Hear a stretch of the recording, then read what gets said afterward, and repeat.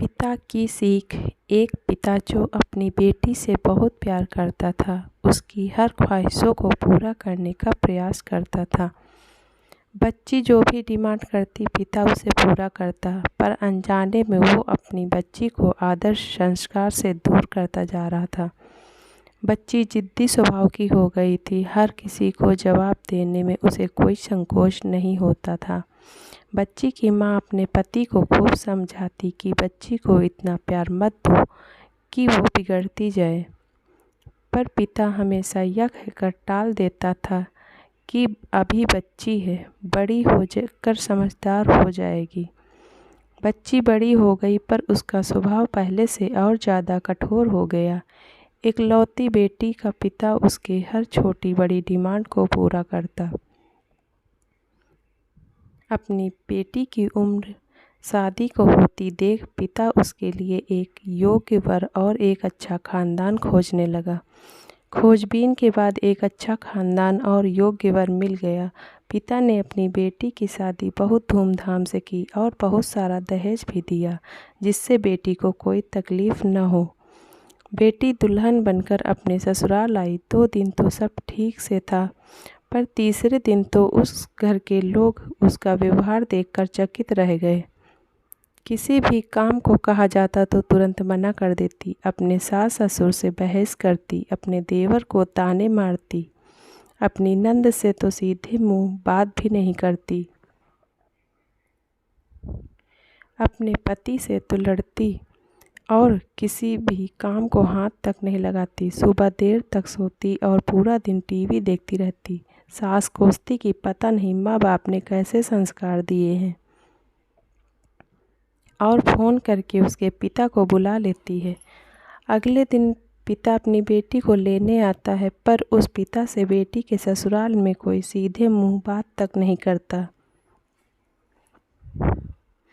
सब मुंह मोड़ कर चले जाते हैं। पिता सास से कहता है कि बहन जी, बेटी को ले जा रहा हूँ, 4-5 दिन बाद छोड़ने आऊँगा। सास तपाक से कहती है कोई ज़रूरत नहीं है, अपनी बेटी को अपने ही घर रखना और जितना भी दहेज दिया है सब ले जाना। दुखी पिता सर झुकाए बेटी को अपने साथ ले आता है। रास्ते में बाप अपनी बेटी से पूछता है, बेटी 10 दिनों में यह कैसे हो गया? आखिर क्या हो गया? क्या तुम्हारे ससुराल वाले अच्छे नहीं हैं? बेटी तुरंत जवाब देती है, बिल्कुल भी नहीं, सास तो पूरी चुड़ैल है। पिता कहता है चुड़ैल और बाकी लोग? बेटी वो कहती है कोई भी अच्छा नहीं है, सब सास के इशारों पर चलते हैं। घर आने के 2 दिन बाद माता पिता ने अपनी बेटी को बहुत समझाया, पर बेटी मानने को तैयार नहीं हुई। पिता अपनी बेटी का दुख समझ गया और बोला, बेटी ये बताओ, अगर तुम्हारी सास तुम्हारे रास्ते से हट जाए तो क्या तुम अपनी ससुराल में रहने के लिए तैयार हो? बेटी बोली, हाँ, तब तो मैं सबको अपने इशारे पर नचा लूँगी। दूसरे दिन पिता अपनी बेटी के पास आया और उसे एक पैकेट दिया और बोला, बेटी, इस पैकेट में बहुत धीरे धीरे असर करने वाला जहर है। तुम अपनी ससुराल जाओ और अपनी सास को खाने में मिला कर देती जाओ। जहर का असर इतना हल्का है, 6 महीने में तुम्हारी सास मर जाएगी और किसी को पता भी नहीं चलेगा, क्योंकि जहर धीरे धीरे असर करेगा और किसी को शक भी नहीं होगा। बेटी खुश हो गई और बोली, क्या सच में पापा ऐसा हो जाएगा? पिता कहता है, बिल्कुल, बस तुम्हें सिर्फ 6 महीने तक अपनी सास का कहना मानना होगा, शांत रहना होगा। चाहे तुमसे कोई कुछ भी कहे, तुमको कोई जवाब नहीं देना है। ऐसा करने से कोई तुम पर शक नहीं करेगा। बेटी बोली, ठीक है पापा, मैं पूरी एक्टिंग करूँगी। अब पिता अपनी बेटी को ससुराल छोड़ने जाता है और सास से आग्रह करता है कि अब मेरी बेटी बदल गई है, और बेटी को इशारा करता है। बेटी समझ जाती है और अपने सास के पैरों में गिरकर माफ़ी मांगने लगती है। यह देख सास सोचने लगती है, भला ऐसा कैसे हो गया?